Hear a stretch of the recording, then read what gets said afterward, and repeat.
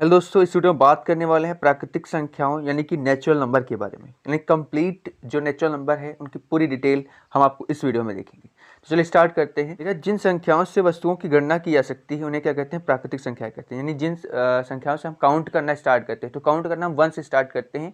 तो जो हमारी सबसे छोटी प्राकृतिक संख्या होगी वो क्या होगी? हमारी 1 होगी।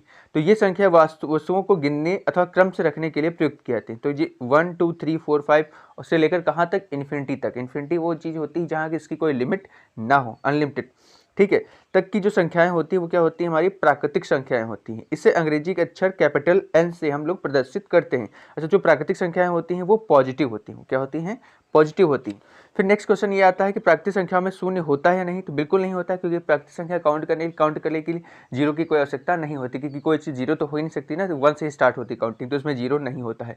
सबसे छोटी प्राकृतिक संख्या पूछी जाए तो कौन होती है? 1 होती है। अगर पूछी सबसे बड़ी प्राकृतिक संख्या तो इसको हम डिफाइन नहीं कर सकते, क्योंकि इन्फिनिटी तक जाती है, कोई एक लिमिट होती है। तो हम इसको लास्ट हम बता सकते हैं सबसे बड़ी प्राकृतिक संख्या कौन होती है।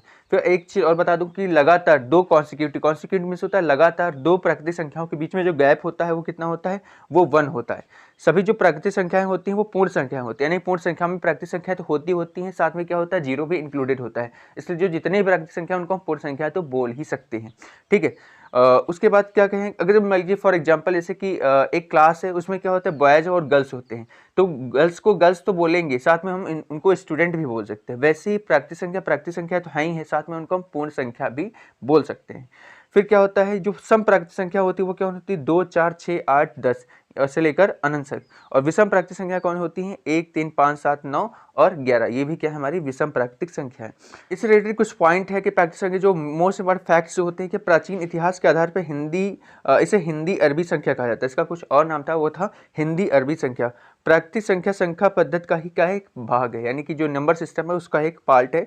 इसको समझ में n0 से डिनोट करते हैं, किससे? n0 से हो, और ये 1 2 3 करके ऐसे डिनोट किया सकता है, ठीक है। और ये किस एक अगर हम ऐड करते जाए तो हमारी नेक्स्ट क्या होती है? नेचुरल नंबर हमारी मिलती जाती है। अगर किसी भी संख्या में एक ऐड कर दें तो इससे जस्ट आगे वाली हमारी नेचुरल नंबर हमें मिल जाएगी। और दो क्रमागत प्राकृतिक संख्याओं के बीच में क्या होता है? एक अंतर, जो कि हम पहले ही बता चुके हैं। अगर हम बात करें प्राकृतिक संख्याओं से रिलेटेड कुछ फॉर्मूले के बारे में, तो प्राकृतिक संख्याओं के जो फॉर्मूले होते हैं, प्रथम n प्राकृतिक संख्याओं का जो औसत होता है, अगर उसको निकालना है तो n+1 और उसका पूरा क्या बटे क्या कर देंगे?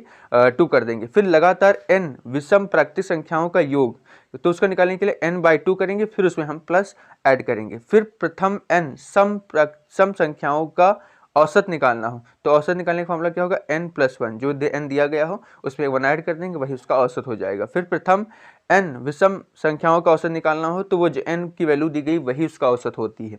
फिर लगातार n विषम प्राकृतिक संख्याओं का औसत निकालना हो, ठीक, ध्यान रखना, विषम प्राकृतिक संख्याओं का औसत निकालना हो, ठीक। प्रथम n था, यहाँ पे लगातार n, तो वो क्या होगा? n+1/2। फिर 1 से लेकर 100 तक की प्राकृतिक संख्याओं का अगर हमें औसत निकालना हो कि औसत कितना होगा, तो हम क्या करेंगे? कुल संख्याओं का योग और बटे कुल संख्या, यानी कि प्रथम संख्या और लास्ट संख्या का जोड़ देंगे और 2 से डिवाइड कर देंगे, वही इसका क्या हो जाएगा? औसत हो जाएगा।